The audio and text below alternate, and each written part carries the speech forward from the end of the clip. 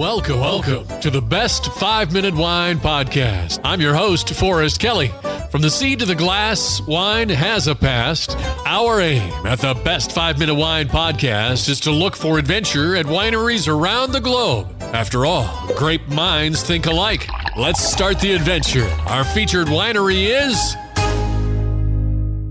In this episode, we head to the state that has more female winemakers than California. The state has become synonymous with high-quality Pinot Noir. It also has the strictest wine labeling laws. And this particular city has the largest forested park within city limits in the United States, over 68 miles of hiking trails, and it's also home to more than 100 bird species and over 60 mammal species. That is a big park. We're talking about the 33rd state, Oregon, specifically Portland. Hello, this is Matt Berson. I'm the winemaker and owner at Portland Wine Company, home of Love Squalor Wines. Before we find out a little bit more about your background, can you explain to me, there in your introduction you said Portland Wine Company and Love Squalor. Can you explain the two different names?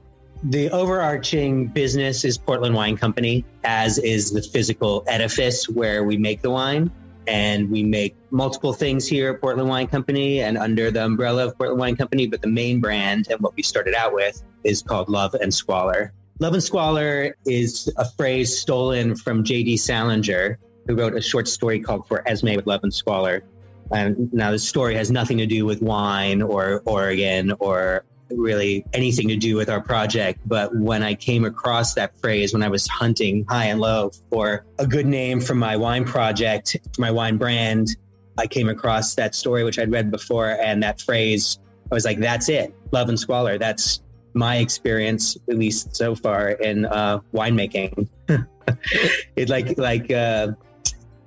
like any project that's a passion project. You know, you're driven by the passion or the love of it, but it takes digging pretty deep and getting pretty messy to realize it. And it's particularly true with wine, which is an agricultural product. A lot of people think it's just so romantic and Tuscan villas and sunny days in the vines, but you know, it's a lot of wasp stings and mud cake boots and 14-hour days sorting sticky fruit to make a product that people write poems about, you know? So that was it for me, captured it in a phrase. Plus I figured people would remember love if they forgot anything else. They remember it's love and something. That's pretty good.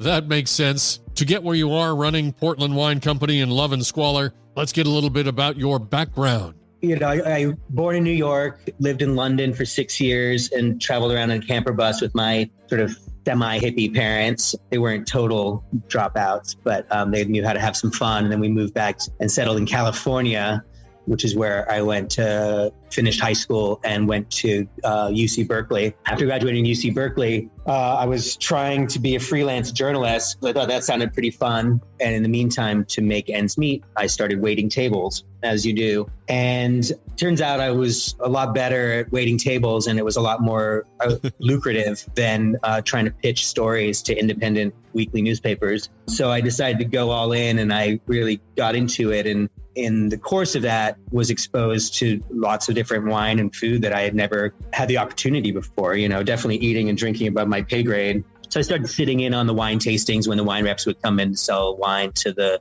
restaurant manager, sort of took over some of those duties and started managing the bar and doing all sorts of everything I could do in various restaurants, and worked under some people who had some really sophisticated palates. Then I moved up to Portland and took over the general manager position in a restaurant in a hotel in downtown Portland in 2001. I'd never really been exposed to Oregon wine before, and there was a bunch of Oregon wine on the list. So I started tasting through that. Plus I started meeting the winemakers who would come in right from their wineries, you know, still in their work boots to pour me the wines they had just bottled. And so I got to know them and started really enjoyed their company. And I'd say, I'm like, deliver during brunch. I'll buy you some brunch. I'll sit and pick your brain about what you're doing. And eventually I started getting invited to come down to the wineries and help out, like help them pour events and stuff. Like, you clean up pretty good. Why don't you come down and help us pour at this open house? And that was sort of how I got bit on the production side of the bug.